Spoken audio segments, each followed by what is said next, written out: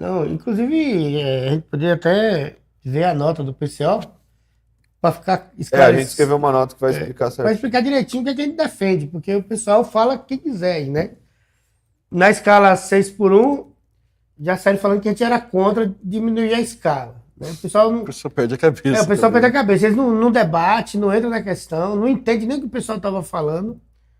Não sabe nem o que o Rick Vigarista. Rick Renner. Rick Jesus, tal, O Rick do VAT. Rico do VAT. Vamos ver, então, abaixo o plano Haddad, nenhum corte dos... Quer que eu leia essa? Precisa descansar a voz? Ou você vai ler? Ele tem uma voz de locutor, viu? Não. O Chico, você fala? Então vai lá, o Chico. Eu tenho que abrir aqui, né, cara? Aí os comentários de qualidade perspicazes já. Comentários Cara, perspicazes. Meu comentário perspicaz é quando eu falo uma palavra só, né? E fico calado. Cara, aí é perspicaz. Aí é muita perspicácia. Mas... O silêncio, cara, ele é uma coisa muito maravilhosa. Que às vezes a gente não valoriza. Mas isso, a gente tem ali já. A gente conhece o silêncio, é muito bom. Ele é muito bom. Mas já tem a nota aí? Tenho. Vamos lá, Thiago Assad. Abaixo o plano Haddad, nenhum corte dos direitos do povo. Na última quarta-feira, o ministro da Fazenda, Fernando Haddad, apresentou seu plano de cortes nos gastos sociais e ataques aos trabalhadores, notadamente ao salário mínimo e o abono salarial. A medida aparece após semanas de pressão dos especuladores financeiros e conflitos dentro do governo. Haddad, que se transformou em um defensor da política de ajuste fiscal dentro do governo, acabou vencendo os setores ligados aos trabalhadores e até o presidente Lula, e impôs a vontade dos bancos. A essência do plano é retirar dos trabalhadores para obter o chamado equilíbrio fiscal, ou seja, garantir o pagamento de mais de R$ 1 trilhão aos banqueiros a título de juros da dívida pública anualmente. A primeira e mais importante medida de confisco da renda popular é a criação de um teto para aumento do salário mínimo, algo inédito na época moderna. Nosso país tem um dos mais baixos salários do mundo, menor do que o da Bolívia, por exemplo. Essa medida custará mais de 109 bilhões de reais aos trabalhadores em 5 anos. Além disso, a medida causará um enorme impacto sobre toda a massa salarial, em particular as aposentadorias.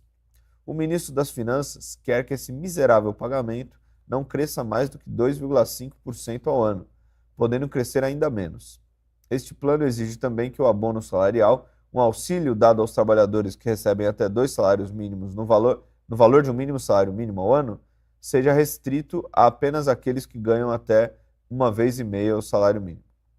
Essa medida custará à camada mais pobre dos assalariados brasileiros 18 bilhões de reais no período. O pacote Haddad vai ao extremo de criar um conjunto de exigências para que a pessoa permaneça no programa Bolsa Família. Os mais pobres serão tratados como verdadeiros criminosos.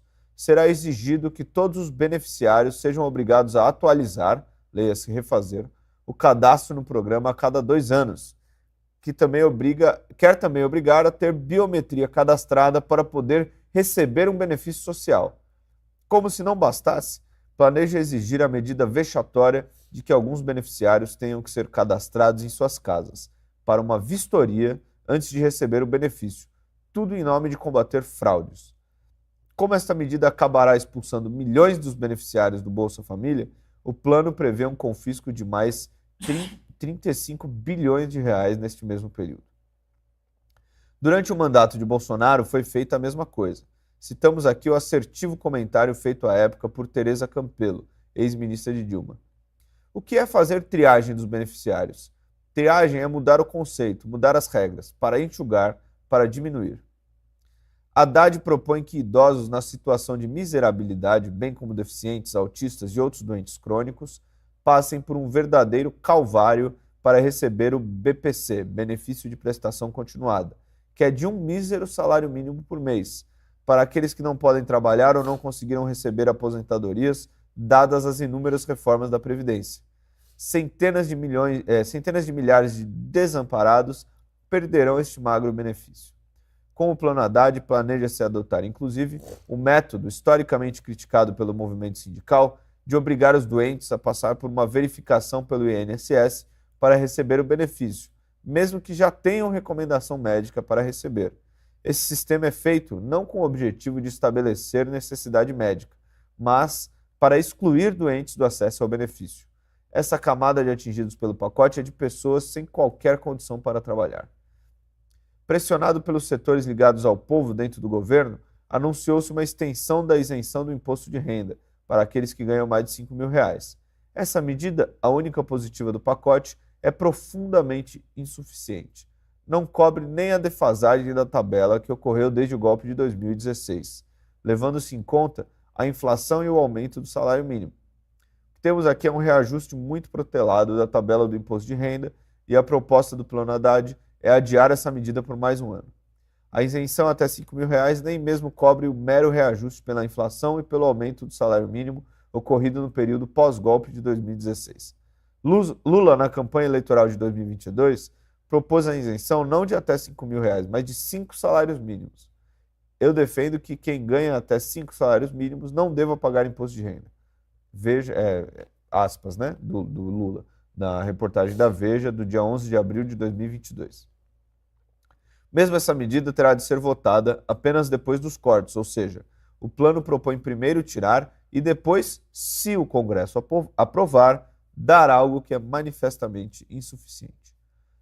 O pagamento de imposto de renda sobre salários que não permitem ou qual mal permitem uma existência digna é um verdadeiro crime contra a população, ainda mais nas proporções draconianas do atual imposto de renda, que chega a 27,5% do total do salário. Enquanto isso, especuladores da Bolsa de Valores são isentos. Muito se propagandeou sobre a proposta de cobrança do imposto para aqueles que ganham mais de R$600.000 por ano, como sendo uma taxação sobre as grandes fortunas. Mas esta medida também só será votada depois, se for. Primeiro se tira do pobre para depois, talvez, cobrar alguma coisa do rico.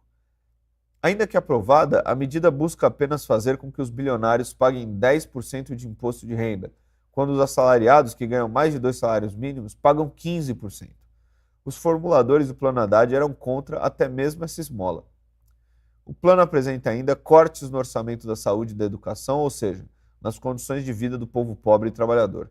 Isso tudo pode ainda ser muito piorado pelo reacionário Congresso Nacional.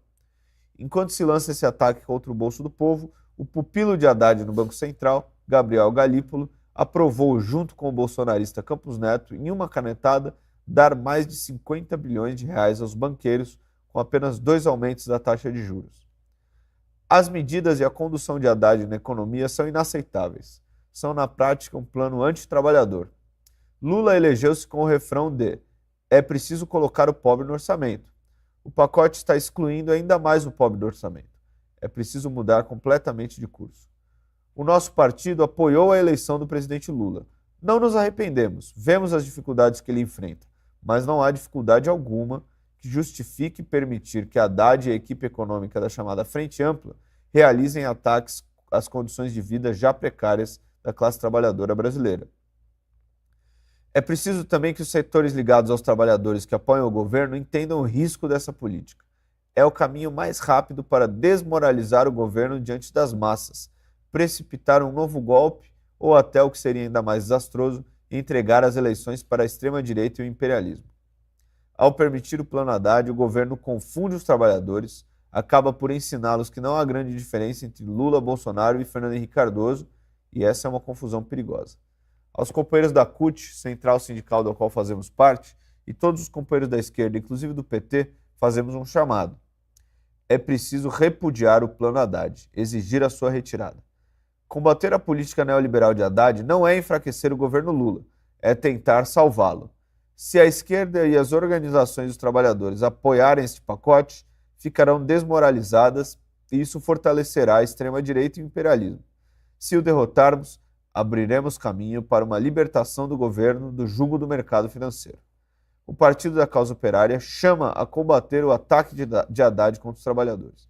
São Paulo, 28 de novembro de 2024, Comissão Executiva do CCN e do PCO.